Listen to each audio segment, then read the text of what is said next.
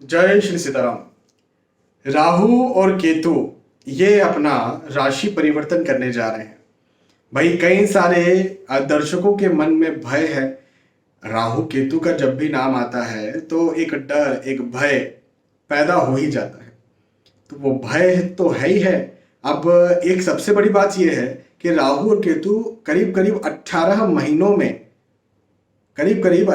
महीनों में अपना राशि परिवर्तन करते हैं या एक राशि बदलते हैं। तो एक तो फैक्ट, एक तथ्य राहु केतु के बारे में ये हो गया।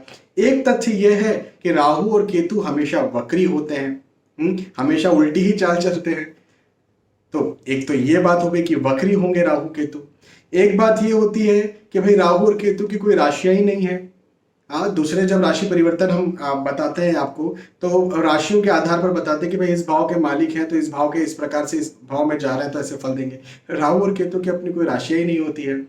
तो वो भी एक बात अपनी जगह पर होती है। और ये भी एक सच्चाई है कि राहु केतु जब देने पे आते हैं तो छप्पर फाड़ के देते हैं। वो चाहे दुख हो, वो चाहे वो खुशियां हो, दोनों ही तरह से छप्पर फाड़ के देते हैं।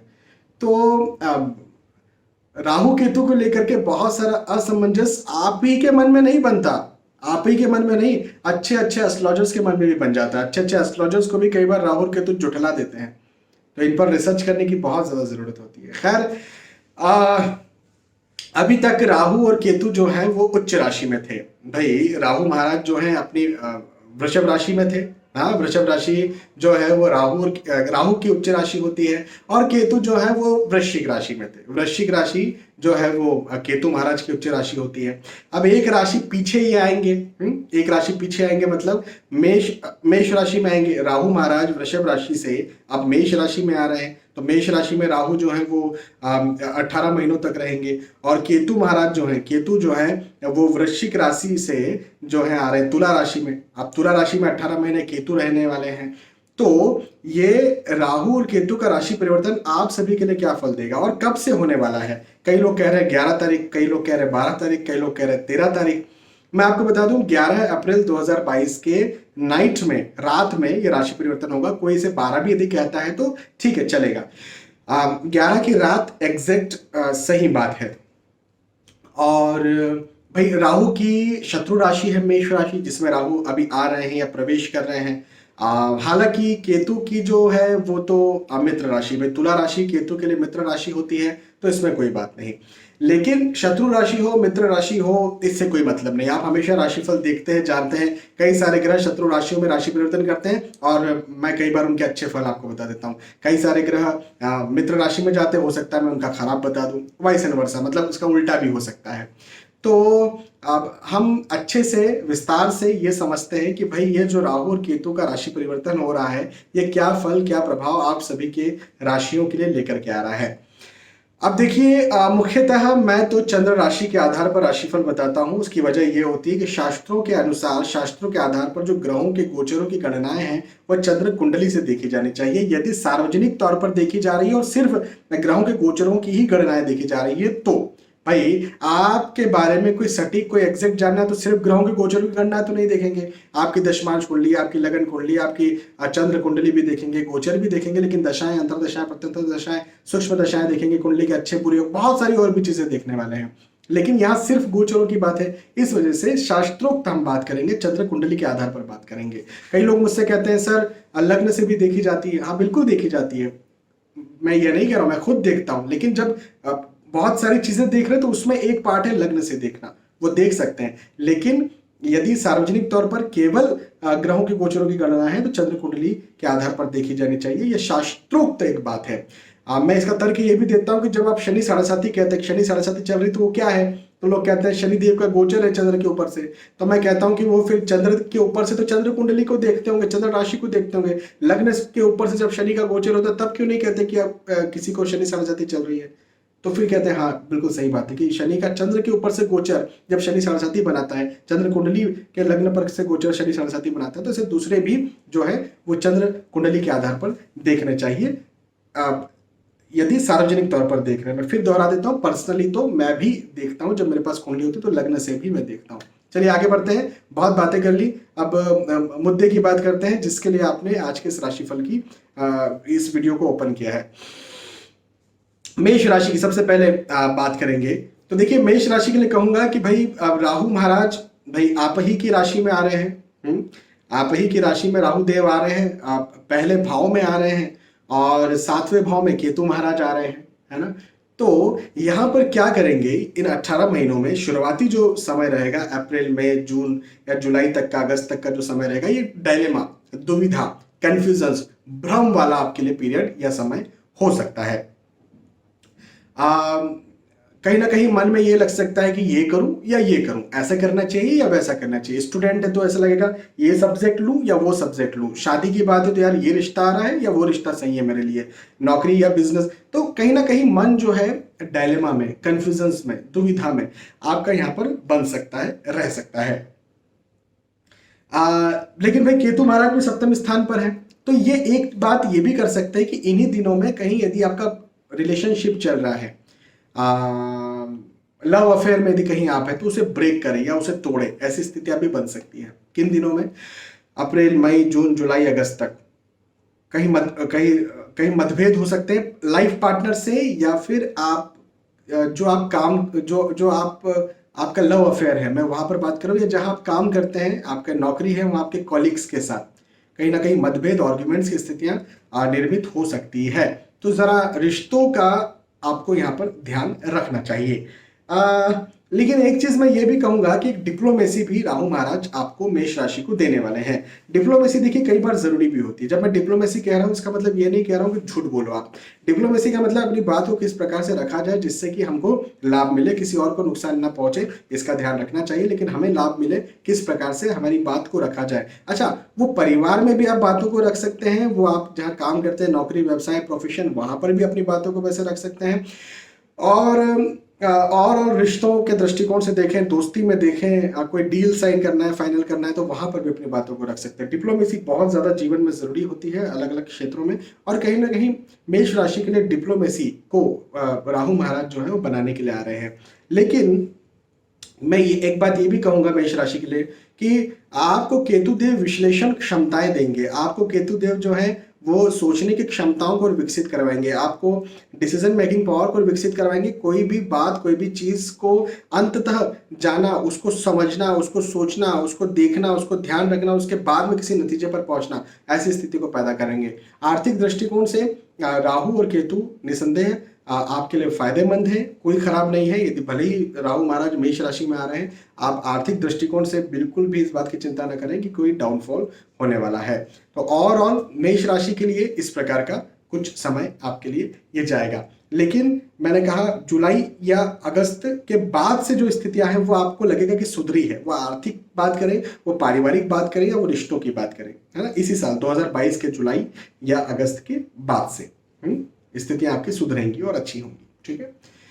मेष राशि के बाद वृषभ राशि की बात करें तो भाई आपकी कुंडली में द्वादश स्थान पर राहु आ रहे हैं और छठे स्थान पर जो है वो केतु महाराज आ रहे हैं। राहु महाराज का द्वादश स्थान पर आना कई बार विदेशी गमन के योग बनाता है। राहु जो है वो घुमाने फिराने को, विदेश को रिप्रेजेंट करते हैं, और राहु जो है वो यात्राओं को भी रिप्रेजेंट करते हैं। तो ऐसे योग भी मुझे बनते हुए आपके यहाँ पर नजर आते हैं। लेकिन एक और बात मुझे ये दिखती है कि केतु की वजह से कहीं ना कहीं आप अलग हों, आप दूर हों, आप कहीं दूर जाएं, जो दोस्ती थी आपकी या जो रिश्तेदारी थी उनसे आपका दूर जाना हो, ऐसा मुझे बनता हुआ नजर आता है। निसंदेह बारहवां और छठवां स्थान अच्छा नहीं माना जाता, चाहे वो राहु केतु का हो। मैं हमेशा ये बात कहता हूँ, कई बार तुमने सिद्ध भी की इस बात को। लाइव जो मैं वीडियोस रखता हूँ उसमें भी ये बात सिद्ध करता हूँ कि द्वादश और छठा राहु केतु का अच्छा नहीं होता।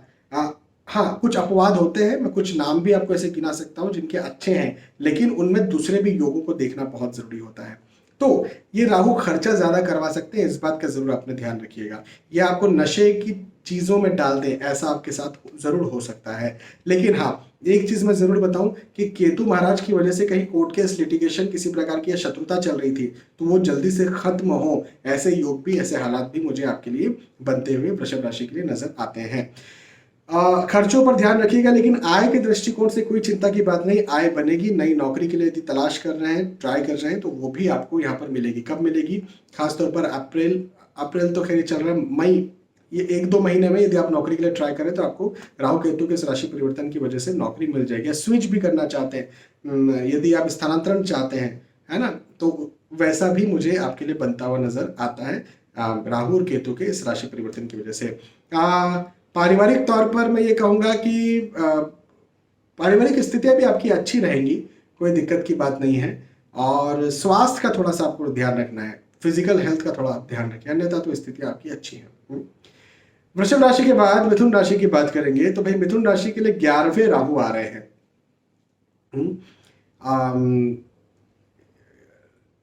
11वें भाव में राहु आ रहे हैं मेष राशि के, और 5वें भाव में केतु आ रहे हैं तुला राशि के।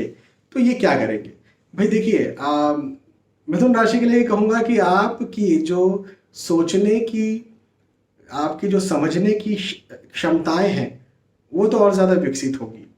आपका मन करेगा कुछ और पढ़ूं, कुछ और करूं, कुछ करना चाहिए, कुछ पढ़ना चाहिए, कुछ सीखना चाहिए, तो ऐसा आपका मन करेगा। या आपके पास कोई भी यदि काम आएगा, मान लीजिए आपने कोई प्रोजेक्ट लिया, वो नौकरी में भी हो सकता है, घर परिवार में भी हो सकता है, कोई काम आपने लिया या किसी काम को करने की आप सोच रहे हैं, तो बहुत ज़्यादा उस पर आप रिसर्च करने वाले हैं, बहुत ज़्यादा उसमें आप डूबने वाले हैं, हाँ, किसी भी काम में। और डूबने के बाद, उस काम में रिसर्च करने के बाद फिर आप उस काम को, उस कार्य को अंजाम देंगे। तो ये एक अच्छी बात भी है, मैं इसे अच्छा भी कहूँगा। लेकिन कई बार एक बात ये भी होती है कि पैरालिसिस एनालिसिस, मतलब कि एनालिसिस करने का पैरालिसिस हो जाता है, मतलब इतना ज़्यादा कोई एनालिसिस करता है कि वो बात भी अच्छी नहीं होती है, वो बात भी कई बार आसपास के लोगों को परेशान कर डालती है।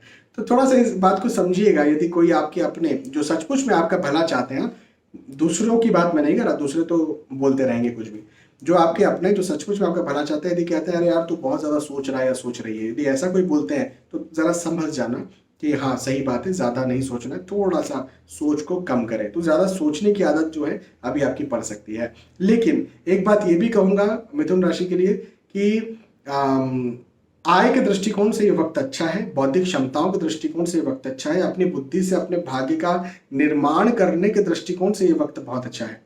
हाँ, एक चीज़ यहाँ पर ज़रूर मुझे दिखती है कि यदि कहीं संतान प्राप्ति के आप इच्छुक हैं या लायक हैं, तो हो सकता है कि उसमें आपको डिले या देरी हो, ऐसा मुझे दिखता है। या ऑलरेडी यदि आपका गर्भधारण हो चुका है तो थोड़ा सा ध्यान रखिएगा। यदि आप महिला हैं, आपका गर्भधारण हो चुका है, पुरुष भी यदि आप हैं, आपके घर में कोई गुड न्यूज़ है, तो आप ज़रा ध्यान रखिएगा कि कहीं ऐसी जगहों पर जाना ना हो जहाँ किसी प्रकार से एक्सीडेंट या गिरने पड़ने का खतरा बना रहता है, या कुछ चीज़ें खाने पीने में कुछ चीज़ें ना। तो थोड़ा सा गर्भवती स्त्रियां जो होती हैं उनका ध्यान रखना बेहद ज़्यादा ज़रूरी है। यदि कहीं राशि मिथुन है तो, पति या पत्नी में से किसी की भी राशि मिथुन है तो इस बात का आप ध्यान रखें जो मैंने कहा। मैं फिर दोहरा देता हूं कि आय के दृष्टिकोण से कोई दिक्कत नहीं है, खर्चों का ध्यान रखना पड़ेगा या सेविंग्स का ध्यान रखना पड़ेगा आपको।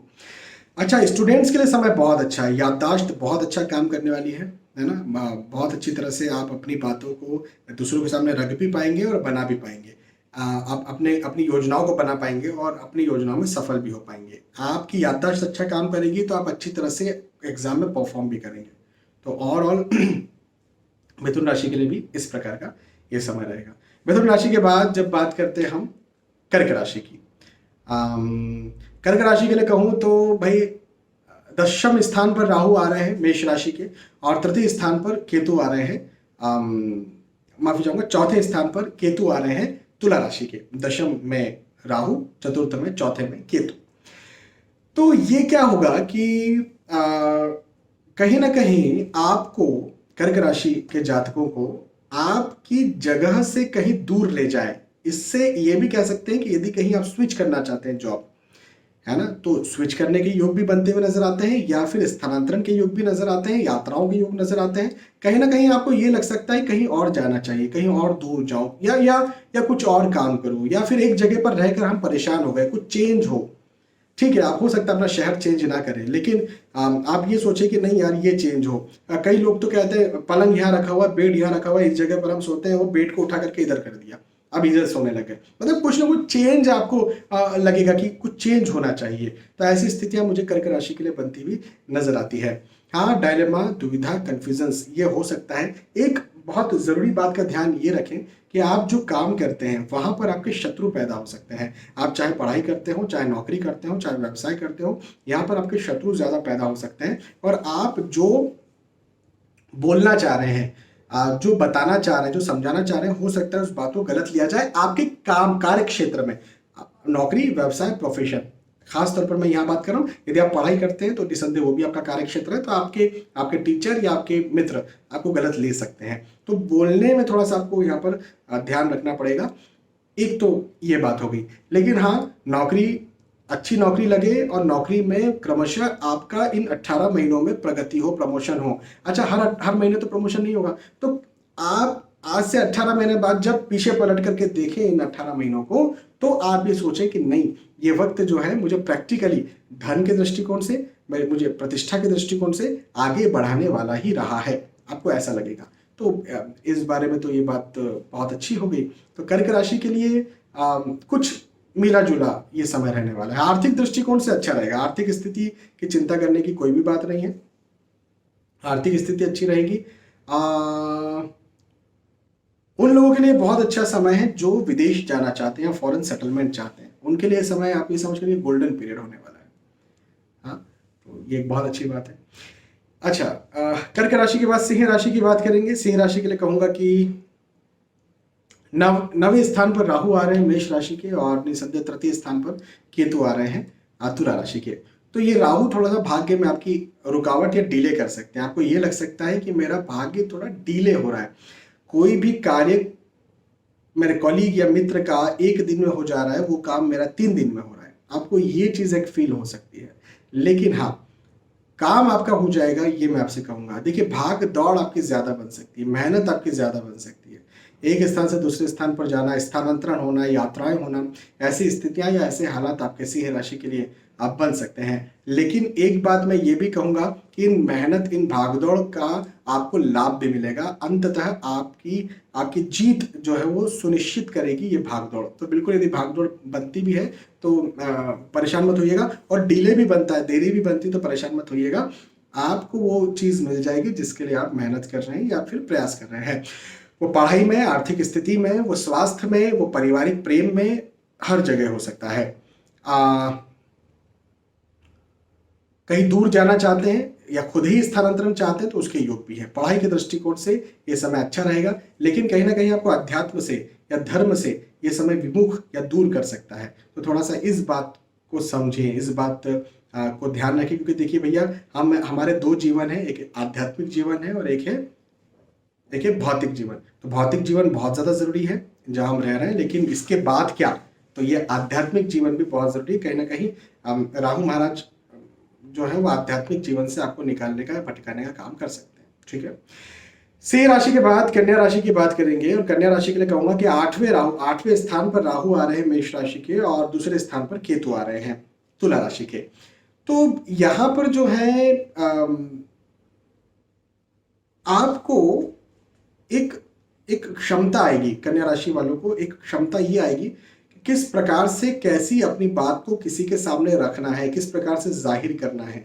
ये आपको एक बात बहुत अच्छी दिमाग में आएगी, समझ में आएगी, और आप निसंदेह ऐसा कर भी पाएंगे। खासतौर पर ये उन लोगों के लिए, यदि राशि कन्या है और यदि आप मार्केटिंग का काम करते हैं या बोलने का काम करते हैं, टीचिंग का काम करते हैं, समझाने का काम करते हैं, बताने का काम करते हैं, पढ़ाने का काम करते हैं, तो उनके लिए बहुत अच्छा ये रहेगा। क्योंकि बोलने का जो भी काम करते हैं उनका बहुत अच्छा आगे बढ़ता हुआ कैरियर मुझे दिखता है। यदि इस बीच में वाइवा है ना, इंटरव्यू है, मॉक इंटरव्यू है, तो उसमें भी आपको इससे फायदा मिलेगा। हालांकि नॉर्मली भी मैं कह रहा हूँ कि यदि आप अपने परिवार की बात करें तो पारिवारिक दृष्टिकोण से भी अच्छा रहेगा। आप परिवार में देखिए, परिवार हमसे क्या चाहता है, परिवार हमसे चाहता है कि हम मीठा बोले, हाँ, मुस्कुरा दे, भाई यही चाहता है और तो कुछ नहीं चाहता। तो बोलने के दृष्टिकोण से ये वक्त अच्छा रहेगा, वाक पटुता के दृष्टिकोण से वक्त अच्छा रहेगा। हाँ, डायलेमा या चिंता या तनाव, डायलेमा, दुविधा, कंफ्यूजन, भ्रम, दो मन, ये आपको इस समय में लगा रह सकता है। खर्चे ज्यादा हो, ये भी हो सकता है। आय होगी, इनकम होगी, आय इनकम की चिंता नहीं, आय बढ़ेगी भी, प्रमोशन यदि ड्यू है तो वो भी होएगा, लेकिन खर्चे भी ज्यादा हो, है ना, ये भी आपका मुझे यहाँ पर आपके लिए दिखता है। तो जरा इस बात का आप ध्यान रखें, फिजूल का खर्चा ना करें, और रिस्की इन्वेस्टमेंट्स यदि ट्रेडिंग करते हैं, कोई रिस्की किसी प्रकार का किसी को इन्वेस्ट करते हैं या किसी को पैसा उधार देते हैं, नहीं करना है, अन्यथा लॉस जा सकता है। कन्या राशि के बाद तुला राशि की बात करें, तुला राशि के लिए 7वें स्थान में राहु आ रहे हैं और पहले स्थान में केतु आ रहे हैं। ये जो केतु महाराज है ये आपको बहुत ज्यादा सोचवाएंगे, बहुत ज्यादा आपके माइंड को पैरालिसिस एनालिसिस में डालेंगे। मतलब आपको लगेगा कि यार मैं सोचने बहुत ज्यादा लग गया हूँ, या आपको नहीं लगेगा तो आपके अपने कह देंगे कि इतना क्या सोच रहा है या सोच रही है। तो ये जरा पैरालिसिस एनालिसिस से बचने का प्रयास करते हैं। देखिए एनालिसिस करना बहुत जरूरी है, लेकिन paralysis analysis is not good. तो ये एक बात का आपको ध्यान रखना बहुत ज्यादा जरूरी है तुला राशि को। हाँ, एक चीज ये भी मुझे दिखती है, कहीं ना कहीं प्रेम प्रसंग बन सकता है या आपका मन कहीं जा सकता है प्रेम प्रसंग की तरफ, लेकिन धोखे की स्थितियां भी मुझे दिखती है। राहु महाराज धोखे को रिप्रेजेंट करते हैं, कोई मित्र राशि नहीं है, तो प्रेम प्रसंग हो लेकिन धोखा हो, ऐसी स्थितियां ऐसे हालात भी बन सकते हैं। तो मैं आपसे ये कहूंगा तुला राशि के लिए कि धोखे से बचकर रहें। किसी पर भी, अब प्रेम प्रसंग के अलावा भी मैं बात कर रहा हूँ कि किसी पर भी कोई तीसरा व्यक्ति है उस पर अति विश्वास नहीं करना है, विश्वास ही नहीं करना है किसी पर। अपनी गुप्त चीजें, अपनी महत्वपूर्ण चीजें, अपनी महंगी चीजें किसी को नहीं देना है, नहीं किसी को बताना है, यदि आपकी राशि तुला है तो। हाँ, एक बात ये जरूर कहूंगा कि आपका डिसीजन मेकिंग पावर, देखिए सोचेंगे ज्यादा, ठीक है मैंने कह दिया, लेकिन सोचने के बाद आप उसका कर्म भी तो करेंगे ना जिसके लिए आप सोच रहे हैं। तो जब आप कर्म करेंगे तो आपने जो सोचा है या जो प्लानिंग किया है वो सक्सेसफुल भी रहेगा, बिल्कुल सक्सेसफुल रहेगा। और निसंदेह आपकी सोच, आपकी आपकी थिंकिंग की वजह से आपको जो है फायदा भी देखने को मिलेगा। और खास तौर पर यह वक्त उन लोगों के लिए ज्यादा अच्छा हो सकता है जो स्टूडेंट है, जो पढ़ाई कर रहे हैं, उनके लिए ये समय बहुत अच्छा रहेगा, है ना। हाँ, आपके जो सचमुच में अपने हैं, पति पत्नी, माता पिता, सगे भाई बहन, बच्चे, इस दृष्टिकोण से ये वक्त अच्छा रहेगा, मजबूत रहेगा। आर्थिक स्थिति भी जो है तुला राशि वालों के लिए अच्छी रहेगी। तुला के बाद वृश्चिक राशि की बात करेंगे। वृश्चिक राशि के लिए कहूं तो छठे स्थान में राहु आ रहे हैं वृश्चिक राशि के, और 12वें स्थान में केतु आ रहे हैं। छठे राहु जो होते हैं ना, राहु छठा स्थान क्या होता है? छठा स्थान रोग, ऋण और शत्रु का होता है ना, या कोर्ट केस लिटिगेशन का होता है। अभी क्या है ना कि कोर्ट केस लिटिगेशन कब होता है? जब कोई व्यक्ति गलत करता है। अच्छा, गलत करता है या उससे हो जाता है, दोनों बातें हो सकती है। जरूरी नहीं कि मैं कुछ गलत करूं, मुझसे कुछ गलत हो जाए, ऐसा भी हो सकता है ना कई बार। तो ये बात का जरा आप ध्यान रखें वृश्चिक राशि यदि आपकी है तो, कि कुछ ऐसी चीजें हो सकती हैं जो कि डिफेम करें, है ना, ये जो आपको ऐसा लगे कि गलत हो रहा है। वो खास तौर पर वो आपके जो शत्रु हैं, है ना, या गुप्त शत्रु हैं या डायरेक्ट एनिमीज जिन्हें आप जानते हैं, वो कहीं ना कहीं आपको फंसा सकते हैं। तो शत्रुओं से बचकर रहने का ये समय रहेगा, छठवें राहु जब आपके रहेंगे तो ये राशि परिवर्तन जो रहेगा इसमें। हाँ, ये बात भी है कि आप यदि फंसते भी हैं, कोई फंसाता भी है झूठा, तो आप वहां से निकल भी आएंगे, ये भी एक बात है। लेकिन हाँ, फंसने के योग मुझे दिखते हैं। खास तौर पर मैं कहूँ तो दिसंबर, जनवरी, फरवरी, 2022 दिसंबर, 2023 जनवरी और फरवरी, ऐसा मुझे दिखता है। एक अच्छी बात ये मुझे दिखती है कि 12वें केतु की वजह से कहीं ना कहीं अध्यात्म में, कहीं ना कहीं ज्योतिष में, धर्म में आपकी रुचि ज्यादा यहाँ पर बढ़ने वाली है। खर्चे ज्यादा होंगे ये तो हो सकता है, लेकिन मुझे एक बात ये भी दिखती है कि यदि कहीं आप सही इन्वेस्ट करते हैं, सही जगह पर इन्वेस्ट करते हैं, तो आपको उसका लाभ भी देखने को मिलेगा। तो अपने फिजूल के खर्चों पर जरा काबू रखिए, अन्यथा तो कोई भी दिक्कत मुझे यहाँ पर वृश्चिक राशि के लिए नहीं दिख रही। हाँ, स्वास्थ्य का माफी चाहूंगा, स्वास्थ्य का, पेट का निचला हिस्सा, ये संबंधी समस्याएं आपको जो है वृश्चिक राशि को और धनु राशि को दोनों को हो सकती है। धनु के बारे में हम बात करेंगे, लेकिन वृश्चिक राशि के लिए भी कहूंगा कि पेट या पेट का निचला हिस्सा संबंधी समस्या आपको तंग कर सकती है। यदि आप गर्भवती महिला हैं या डाइजेस्टिव सिस्टम की बात भी करें तो थोड़ा सा अपना ध्यान आपको रखना चाहिए। वृश्चिक राशि के बाद धनु राशि की बात करें, जैसा मैंने भी थोड़ी देर पहले कहा कि पेट या पेट का निचला हिस्सा संबंधी समस्याएं आपको सता सकती हैं। तो यदि आप गर्भवती महिला हैं या फिर आपका डाइजेस्टिव सिस्टम की बात करें, तो दोनों ही दृष्टिकोण से आपको अपना ध्यान रखना चाहिए। गड़बड़ कुछ ना कुछ हो सकता है, पहली बात। दूसरी बात ये कि धनु के लिए 5वें स्थान पर राहु आ रहे हैं और 11वें स्थान पर केतु आ रहे हैं। तो आय के दृष्टिकोण से, इनकम के दृष्टिकोण से ये 11वें केतु तो बहुत अच्छे रहने वाले हैं, आपको बहुत आगे बढ़ाने वाले हैं। कहीं प्रमोशन, कहीं इंक्रीमेंट, कहीं अप्रेजल के बारे में आप सोच रहे थे लंबे वक्त से, तो बिल्कुल वो आपको दिलवाने वाले हैं 11वें केतु, आपको लाभ दिलवाने वाले हैं। हाँ, ये चीज़ ज़रूर कर सकते हैं कि आपको अपने मित्रों से, अपने दोस्तों से, अपने रिश्तेदारों से, है ना, दूर कर दे या अलग कर दे या आपको आइसोलेट कर दे, आपको एक जगह पर बांध करके रख दे, ऐसा हो सकता है। आप या दूसरे दोस्त आपसे शिकायत करें, अरे यार तो मिलता ही नहीं या मिलती ही नहीं, ये हो सकता है। लेकिन आय, इनकम, पैसा, कैरियर की तरफ फोकस्ड कर देंगे, पढ़ाई की तरफ फोकस्ड कर देंगे और उसमें आपकी सक्सेस भी होगी। 5वें राहु की वजह से क्या होता है ना कि मन थोड़ा डायलेमा में, दुविधा में, कंफ्यूजन में जरूर रहता है, तो थोड़ा ये स्थितियां बन सकती है। और संतान, कई बार होता है कि संतान आई और उसका जो है वो मिसकैरेज हो गया या सही से ठहरी नहीं, तो ऐसी स्थितियां भी बन सकती है। तो इस बात का जरा आप धनु राशि यदि आपकी है तो ध्यान रखिए, ठीक है।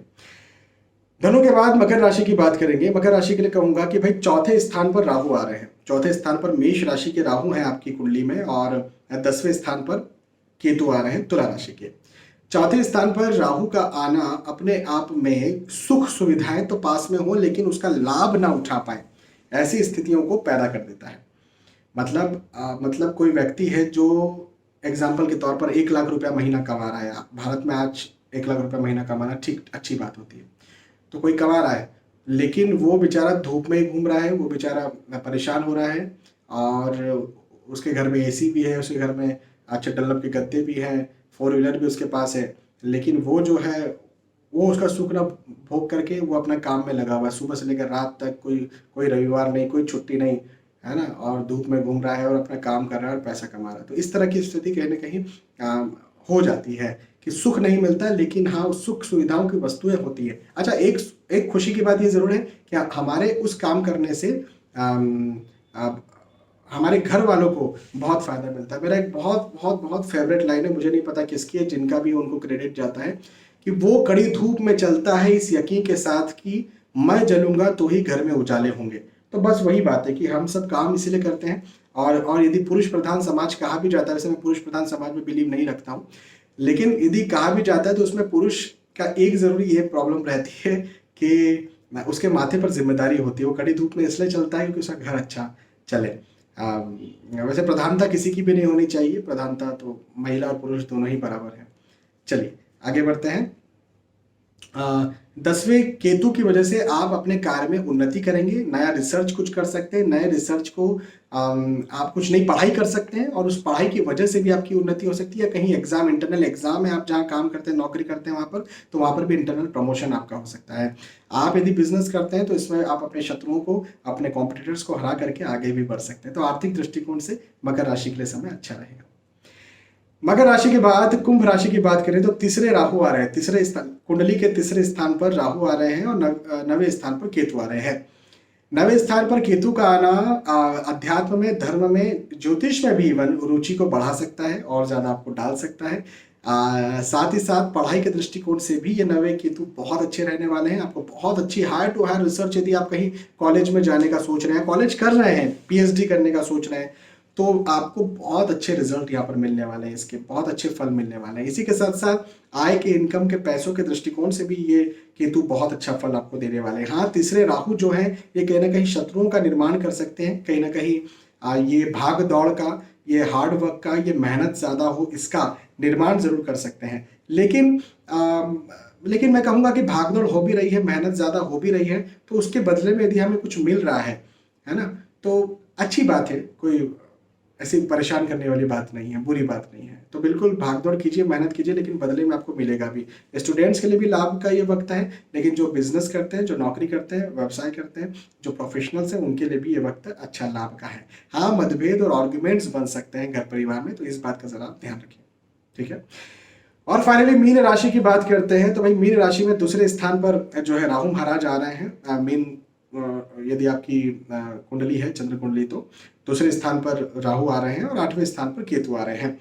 दूसरे स्थान पर राहु का आना कहीं ना कहीं वाणी को खराब कर देता है। आप बोले लव और सुनाई दे जाए किसी को हेट, है ना, तो ऐसी स्थितियां पैदा हो सकती हैं। तो आप थोड़ा सा बोलने में, विचारने में आप क्या जाहिर कर रहे हैं, आप क्या बता रहे हैं, इसमें ध्यान रखें, सोच समझ कर बोले।